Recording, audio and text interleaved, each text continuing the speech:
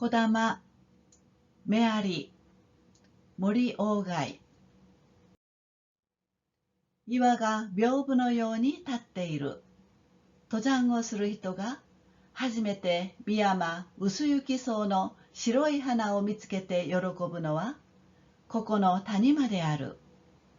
フランツはいつもここへ来てハローと呼ぶ。바위가 병풍처럼 서 있다. 등산하는 사람이 처음으로 깊은 산 외솜다리의 흰 꽃을 발견하고 기뻐하는 곳은 이곳 골짜기이다. 프란츠는 항상 여기에 와서 헬로 하고 부른다.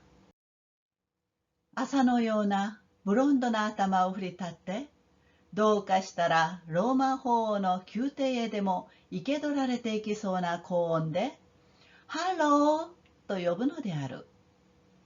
呼んでしまってじっとして待っている。しばらくすると大きい鈍いコントルバスのような声でハローと答える。これが小玉である。삼배 같은 금발머리를 흔들며 어쩌면 로마 교황의 궁궐에라도 생포되어 갈 것 같은 고음으로 헬로 하고 부른다. 불러버리고 가만히 기다린다. 잠시 후 크고 둔탁한 콘트라베이스 같은 소리로 헬로 하고 대답한다. 이것이 메아리이다. 프란츠와 난님을 知らない。ただ暖かい野の朝、ひばりが飛び立って鳴くように、冷たい草むらの夕べ、コオロギが忍びやかに鳴くように、ここへ来てハローと呼ぶのである。しかし小玉の答えてくれるのが嬉しい。프란츠는 아무것도 모른다. 그저 따뜻한 들판의 아침에 종달새가 날아올라 울듯이 차가운 풀숲의 저녁에 귀뚜라미가 남모르게 울듯이 이곳에 와서 헬로 하고 부르는 것이다. 그러나 메아리가 대답해 주는 것이 기쁘다. 小玉に答えてもらうために呼ぶのではない。呼べば答えるのが当たり前である。日の明るく照っているところに立っていれば、影が地に落ちる。地に影を落とすために立っているのではない。立っていれば影が差すのが当たり前である。そしてその当たり前のことが嬉しいのである。메아리가 대답해 주기를 바라고 부르는 건 아니다. 부르면 대답하는 것이 당연하다. 햇빛이 환하게 비치는 곳에 서 있으면 그림자가 땅에 드리워진다. 땅에 그림자를 들이우려고 서 있는 게 아니다. 서 있으면 그림자가 지는 게 당연하다. 그리고 그 당연한 일이 기쁜 것이다. 프란츠와父が麓の町から初めて小さい靴を買ってきて履かせてくれた時からここへ来てハローと呼ぶ。呼べばいつでも小玉の答えないことはない。フランツはだんだん大きくなった。そして父の手伝いをさせられるようになった。それで久しい間、例の岩の前へ고준이 있다. 프란츠는 아버지가 산기슭의 동네에서 처음으로 작은 신발을 사와서 신겨 주었을 때부터 여기에 와서 헬로 하고 부른다. 부르면 언제든 메아리가 대답하지 않는 일은 없다. 프란츠는 점점 컸다. 그리고 아버지의 일손을 돕게 됐다. 그래서 오랫동안 그 바위 앞에 오지 않았었다. ある日の朝である。山を一面に包んでいた雪が頂にだけ残って、方々のもみの木立が緑の色を表して、深い深い谷川の底を水がゴーゴーとなって流れる頃のことである。フランツは久しぶりで例の岩の前に来た。어느 날 아침이다. 산을 온통 감싸고 있던 눈이 산정에만 남아서 사방에 전나무 숲이 초록빛을 드러내고 깊고 깊은 계곡물 바닥을 물이 콸콸 소리내며 흐를 무렵의 일이다. 프란츠는 오랜만에 그 바위 앞에 왔다. そして例のようにハローと呼んだ。朝のようなブランドな頭を振り立って呼んだ。しかし声は少し錆を帯びた自己音になっているのである。그리고 여느 때처럼 헬로우 하고 불렀다. 삼배 같은 금발머리를 흔들며 불렀다. 그러나 목소리는 약간 거친 차가움을 띠고 있다. 読んでしまってじっとして待っている。しばらくしてもう小玉が答える頃だなと思うのに山はひっそりして何にも聞こえない。ただ深い深い谷川がゴーゴーとなっているばかりである。부르고 나서 가만히 기다리고 있다. 잠시 지나 이제 메아리가 대답할 즈음이라고 생각하는데 산은 쥐죽은 듯 조용하고 아무 소리도 들리지 않는다. 그저 깊고 깊은 계곡물이 콸콸 소리내고 있을 뿐이다. フランツは久しく児玉と問答をしなかったので、自分が時間の感じを誤っているかと思って、またしばらくじっとして待っていた。児玉はやはり答えない。フランツはじっとして、いつまでもいつまでも待っている。児玉はいつまでもいつまでも答えない。프란츠는 오랫동안 메아리와 문답하지 않아서 자기가 시간의 느낌을 잘못 알고 있을까 싶어 다시 한동안 가만히 기다렸다. 메아리는 역시 대답하지 않는다. 프란츠는 가만히 하염없이 기다리고 있다. 메아리는 언제까지나 대답하지 않는다. これまでいつも答えた児玉がどうしても答えないはずはない。もしや児玉は答えたのを自分がどうかして聞かなかったのではないかと思った。フランツは前より大きい声をしてハローと呼んだ。そしてまたじっとして待っている。지금까지 늘 대답하던 메아리가 도무지 대답하지 않을 리 없다. 혹시나 메아리가 대답한 것을 자기가 오히려 듣지 못한 건 아닌가 생각했다. 프란츠는 전보다 큰 소리로 헬로 하고 불렀다. 그리고 또 가만히 기다리고 있다. もう答えるはずだと思う時間が経つ。山はひっそりしていて、ゴーゴーという谷川の音がするばかりである。また前に待ったほどの時間が経つ。聞こえるものは谷川の音ばかりである。이제 대답할 거라고 생각하는 시간이 지난다. 산은 쥐 죽은 듯 고요하고 콸콸 계곡물 소리가 날 뿐이다. 또 지금까지 기다린 만큼 시간이 지난다. 들리는 것은 계곡물 소리뿐이다. これまではフランツはただ不思議だと思っていたばかりであったが、この時になって急に何とも言えないほど心細く寂しくなった。例えばこれまで自由に動かすことのできた手足がふいと動かなくなったような感じである。麻痺の感じである。지금까지는 프란츠는 그저 신기하다 생각만 하고 있었는데 이때가 되자 갑자기 뭐라고 말할 수 없을 만큼 불안하고 쓸쓸해졌다. 예를 들어 지금까지 자유롭게 움직일 수 있었던 손발이 갑자기 움직이지 않게 된 느낌이다. 마비된 느낌이다. 麻痺は一部分の死である。死の息が初めてフランツのうなじに触れたのである。フランツは朝のようなブロンドな髪が一本一本逆に立つような心持ちがして、何を見るともなしに身の回りを見回した。目に触れるほどのものに何の変わったこともない。마비는 한 부분의 죽음이다. 죽음의 숨결이 처음으로 프란츠 목덜미에 닿은 것이다. 프란츠는 삼배 같은 금발머리가 한 올 한 올 거꾸로 곤두서는 기분이 들어 꼭 뭔가를 보잘것도 없이 주변을 둘러보았다. 눈에 띌 만한 것에 별다른 일도 없다.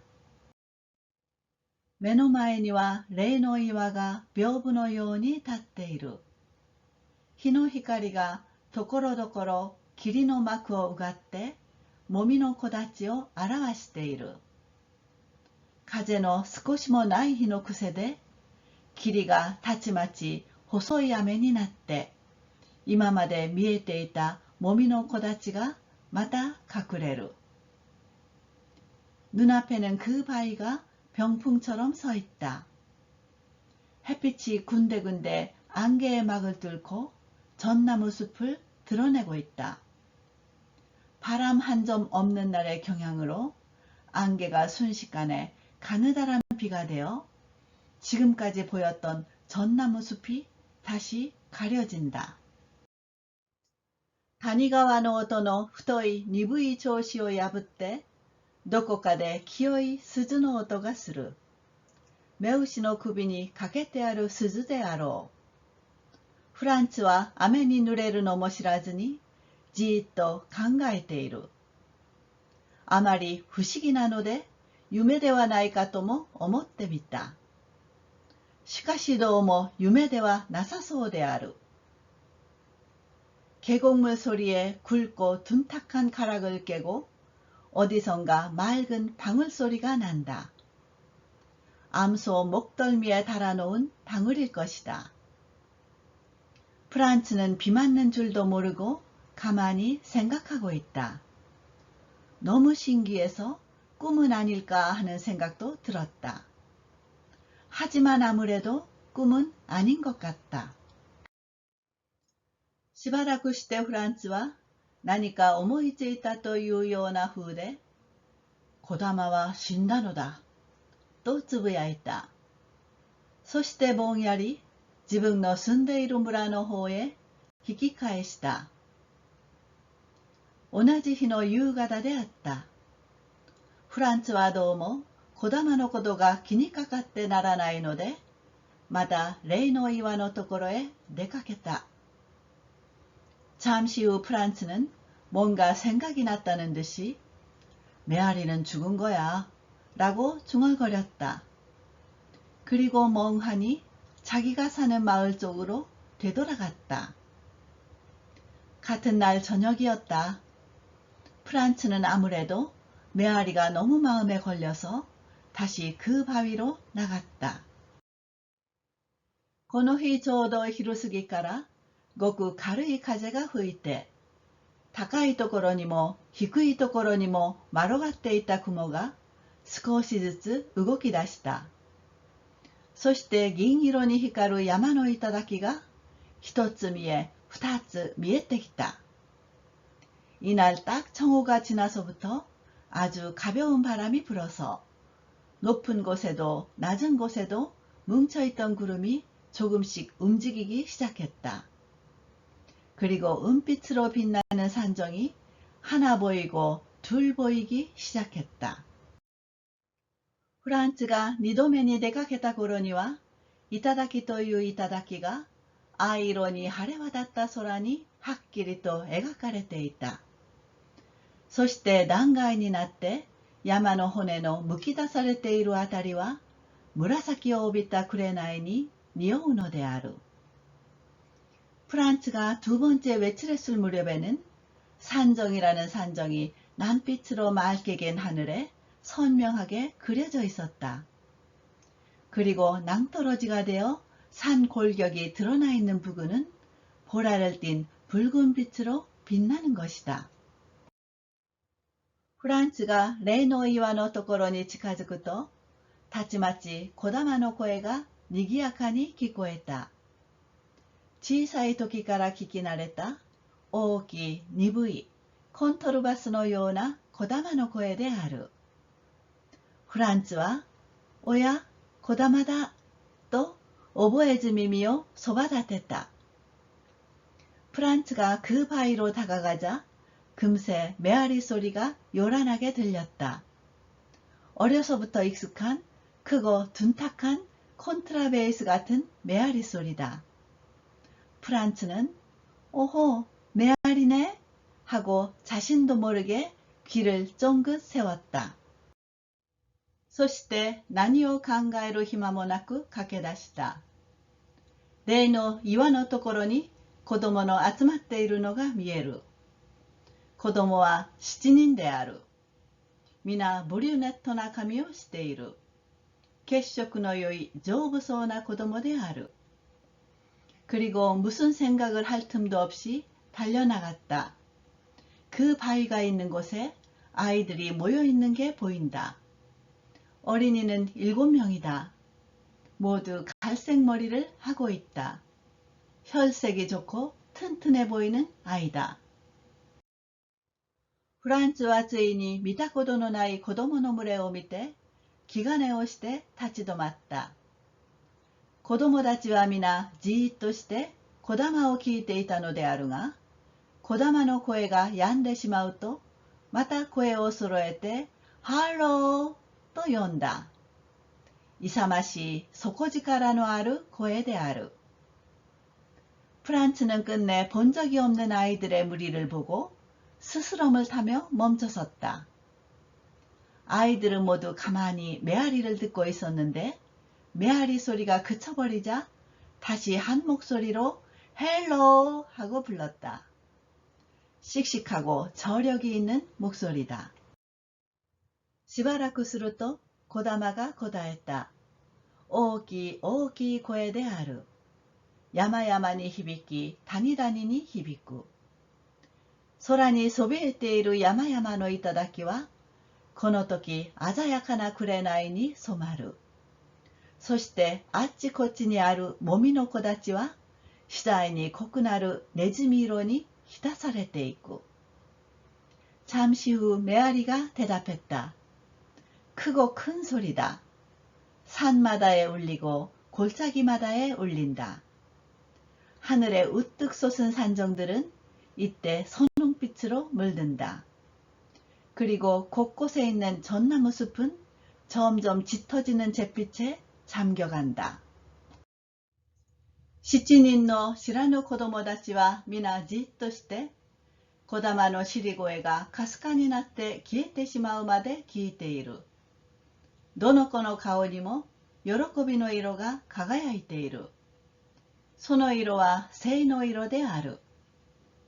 7명의 모르는 아이들은 모두 가만히 메아리의 끝나가는 소리가 희미해져 사라질 때까지 듣고 있다.